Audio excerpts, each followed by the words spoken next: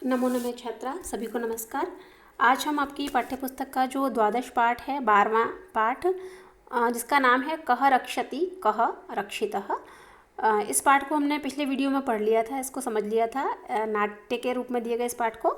और ये पर्यावरण की सुरक्षा पर और प्लास्टिक से पर्यावरण की रक्षा किस प्रकार की जाए, इस पर ये आधारित था। तो आइए इसके जो प्रश्नोत्तर हैं उन्हें हम आज की वीडियो में देखते हैं। तो शुरू करते हैं इसके प्रश्नोत्तर। प्रथम प्रश्न है इसका, प्रश्नानाम उत्तराणि एक पदेन लिखत। एक पद में हमें प्रश्नों के उत्तर लिखने हैं। तो पहला है केन पीड़ितः वैभवः बहिरागतः। जो वैभव था वो किससे पीड़ित होकर के, किससे परेशान होकर के बाहर आया था। तो हमने देखा था कि विद्युत अभावेन, विद्युत का अभाव था ना, यानी उस समय लाइट नहीं थी तो गर्मी पड़ रही थी, इस कारण से वो बाहर आ गया था।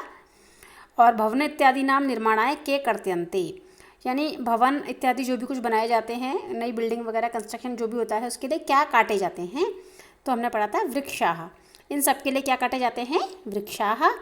और मार्गे किम दृष्ट्वा बालाः परस्परम वार्तालापम कुर्वन्ति, रास्ते में क्या देख करके बच्चे आपस में बातें करते हैं। अवकर भांडारम, यानी कचरे का जो ढेर बच्चों को दिखाई देता है उसको देख करके बाद में बच्चे आपस में बातें करते हैं। वयम शिक्षिता अपि कथम आचरामः, हम पढ़े लिखे होकर भी किस प्रकार का आचरण या किस प्रकार का व्यवहार करते हैं। अशिक्षिता एव, अनपढ़ों के समान या अशिक्षित के समान हम व्यवहार करते हैं। और प्लास्टिकस्य मृत्तिकायां लयाभावात् कस्य कृते महती क्षतिः भवति, प्लास्टिक के मिट्टी में न मिलने के कारण किसके लिए महान नुकसान होता है। पर्यावरणस्य, पर्यावरण को बहुत बड़ा नुकसान इससे होता है। अद्य निदाघ ताप तप्तस्य किम शुष्कताम याति, अद्य यानी आज गर्मी के कारण जो परेशान व्यक्ति है उसका क्या सूख रहा है, तालुः, उसका जो तालु सूख रहा है। ये हमने पाठ में श्लोक में पढ़ा था। द्वितीय है पूर्ण वाक्येन उत्तराणि लिखत, पूरे वाक्य में इनके उत्तर लिखने हैं। परमिंदर गृहात् बहिरागत्य किम पश्यति, जब परमिंदर है वो भी घर के बाहर आ जाता है तो वो क्या देखता है, वो देखता है कि वायुवेग तो सर्वथा अवरुद्धः, यानी वो घर से बाहर आता है गर्मी से छुटकारे के लिए, लेकिन बाहर आकर देखता है तो हवा तो बिल्कुल ही रुकी हुई है। अस्माभिः केषां निर्माणाय वृक्षाः कर्त्यन्ते, हमारे द्वारा जो पेड़ काटे जाते हैं वो किन के निर्माण के लिए काटे जाते हैं। अस्माभिः बहुभूमिक भवनानां भूमिगत मार्गाणां मेट्रो मार्गाणां उपरिगामी सेतूनां च निर्माणाय वृक्षाः कर्त्यन्ते, कि हमारे द्वारा बहुभूमिक जो भवन है, मल्टी स्टोरी बिल्डिंग, भूमिगत मार्ग, मेट्रो मार्ग, ऊपर से जाने वाले सेतु इत्यादि के निर्माण के लिए पेड़ काटे जाते हैं। और अगला है विनय संगीता माहूय किम कथे वदति, विनय संगीता को बुलाकर क्या कहता है। तो यह संगीता नहीं, रोजलिन है, जिसको बुला करके वो कहता है कि हमारे ऊपर कचरा वगैरह मत फेंको, रास्ते में आने वाले लोगों पर दया करो। ये दिखाई नहीं दे रहा है, विनय संगीता माहूय मार्गे भ्रमद्भ्यः दयां कर्तुं कथयति, कृपाम कर्तुं वदति। रोजलिन आगत्य किम करोति, रोजलिन जो है वो क्या करती है आकर के, रोजलिन जो है ना आगत्य बालै साकं स्वक्षिप्तम अवकरम मार्गे विकीर्णम अन्यत अवकरम चापी संगृह्य अवकर मंडले पातयति, यानी वो बच्चों के साथ में अपने फेंके हुए कचरे को और दूसरे कचरे को उठा करके इकट्ठा करके जो भी कचरे का जो भी स्थान है उचित वहाँ पर उसको डालती है। और अन्ते जोसेफः पर्यावरण रक्षायै कः उपाय बोधयति, जोसेफ जो है वो पर्यावरण की रक्षा के लिए अंत में कौन सा उपाय बताता है। अन्ते जोसेफः पर्यावरण रक्षायै कथयति यत् पित्रोः शिक्षकाणां च सहयोगेन प्लास्टिकस्य विविधपक्षाः विचारणीयाः तथा च पर्यावरणेन साकं पशवः अपि रक्षणीयाः। यहाँ ये होगा ना, पर्यावरणेन है, थोड़ा गलत हो गया है। तो अंत में जोसेफ जो है वो पर्यावरण की रक्षा के लिए कहता है और कहता है कि पितरों हो, यानी माता पिता और शिक्षकों के सहयोग से प्लास्टिक के विविध पक्षों पर विचार करना चाहिए और पर्यावरण के साथ में पशु जो है उनकी भी रक्षा की जानी चाहिए। तृतीय प्रश्न है रेखांकित पदम आधृत्य प्रश्न निर्माणम कुरुत, पद प्रश्न निर्माण करना है जागरूकतया एव। तो प्रश्न क्या बनेगा, कया एव, यानी किसके द्वारा। तृतीय विभक्ति एक वचन स्त्रीलिंग है ये।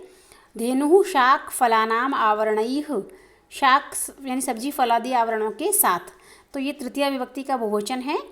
तो यहाँ पर भी तृतीया का बहुवचन आ गया कैः। वायुवेगः सर्वथा अवरुद्धः, वायुवेगः पुल्लिंग प्रथमा एक वचन कः, तो वायुवेग की जगह क्या आ जाएगा, यहाँ पर कः आ जाएगा। अगला है सर्वे अवकरम संग्रह्य अवकर कंडोले पातयन्ति, सभी कचरे को इकट्ठा करके जो कचरे का जो पात्र है निर्धारित उसमें डालते हैं। तो इसमें दो शब्द आ सकते हैं इसके स्थान पर, कुत्र यानी कहाँ डालते हैं और कस्मिन यानी किस में डालते हैं। तो कुत्र या कस्मिन में से कोई भी आप इसमें लिख सकते हैं। अधुना प्लास्टिक निर्मितानि वस्तूनि प्रायः प्राप्यन्ते। आजकल प्लास्टिक से बनी गई वस्तुएं प्राय मिलती हैं। तो इसमें वस्तूनि जो है ना, ये प्रथमा द्वितीया का बहुवचन है नपुंसक लिंग का। तो प्रथमा द्वितीया का बहुवचन जो है वो कानि होगा नपुंसक लिंग में, तो इसकी जगह आएगा कानि।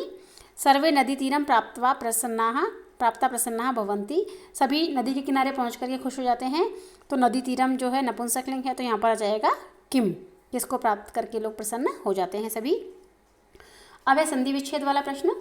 ग्रीष्मार्तौ ग्रीष्म धन ऋतौ, बहि धन आगत्य बहिरागत्य। कामचित का होगा कामचित, तद्वनम का तत् धन वनम, कलम इत्यादिनी कलम धन इति धन आदीनि।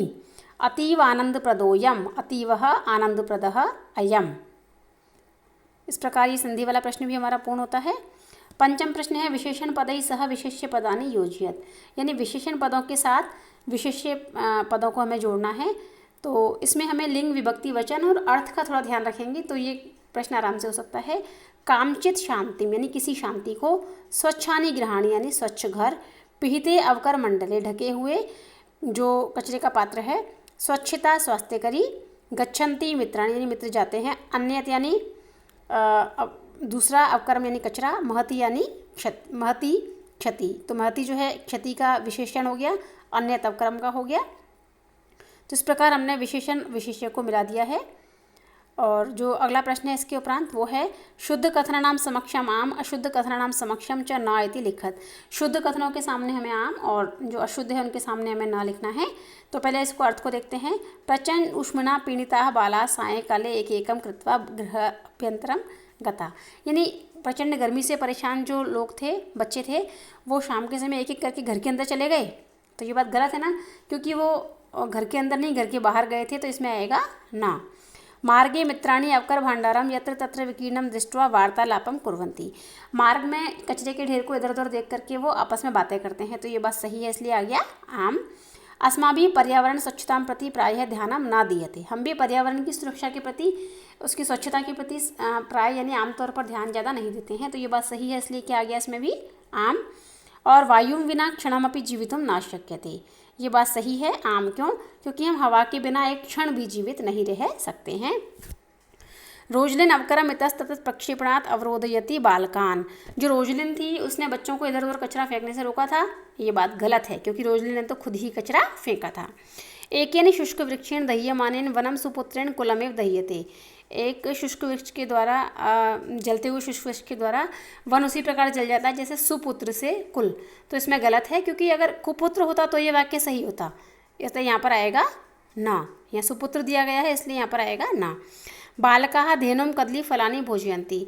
बच्चे जो हैं वो गाय को केले खिलाते हैं। तो ये बात सही है, क्योंकि उन्होंने खिलाए थे पाठ में केले।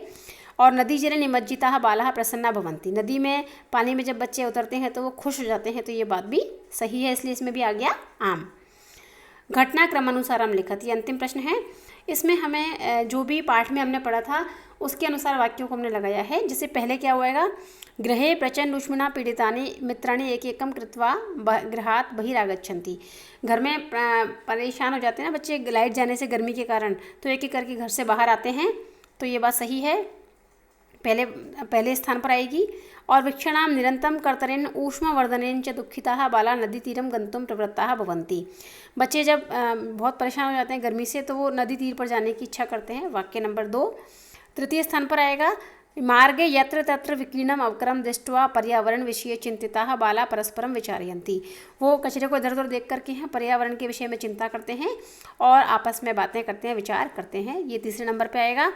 और उपरितः अवकरम क्षेत्तुम उद्यता रोजलिन बाला प्रबोधयन्ति, यानी जो ऊपर से जो रोजलिन होती है वो कचरा फेंकने को तैयार होती है, फेंक रही होती है, उसको बच्चे कुछ कहते हैं। चौथे नंबर पे उसके उपरांत बालैः सह रोजलिन अपि मार्गे विकीर्णम अवकरम यथास्थानम प्रक्षेपति।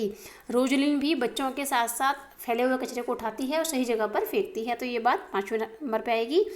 शाक फलानाम आवरणैः सह प्लास्टिक स्यूतकम अपि खादन्ति धेनुं बालकाः कदली फलानी भोजयन्ति। बच्चे जो गाय कचरा खाने वाली होती है, प्लास्टिक को भी साथ में खाने वाली होती है सब्जी फल के साथ में, तो उनको बच्चे रोकते हैं और उसको केले खिलाते हैं। और उसके उपरांत 7वें नंबर पे आएगा प्लास्टिकस्य विविध पक्षान् विचारयितुं पर्यावरण संरक्षणेन पशून् इत्यादीन् रक्षितुं बाला कृत निश्चयाः भवन्ति। बच्चे निश्चय करते हैं कि वो पर्यावरण की सुरक्षा भी करेंगे और पशु इत्यादि को भी बचाएंगे, विविध पक्षियों को प्लास्टिक की भी सोचेंगे, सप्तम स्थान पर आएगा। और अंत में क्या होता है, अंते बालाः जल विहारम कृत्वा प्रसीदन्ति, अंत में नदी में जाकर के वो जल में जब विहार करते हैं उनको शीतलता मिलती है तो वो खुश हो जाते हैं। तो इस प्रकार जो इस प्रश्न के साथ ही हमारा जो अभ्यास कार्य है 12वें पाठ का कह रक्षति कह रक्षित है का समाप्त होता है। आशा है आपको सभी प्रश्न समझ में आए होंगे, उत्तर भी समझ में आए होंगे। यदि किसी प्रश्न के किसी उत्तर में आपको कोई डाउट हो, कोई शंका हो, कुछ पूछना चाहें तो कमेंट बॉक्स में लिख करके पूछ सकते हैं। धन्यवाद।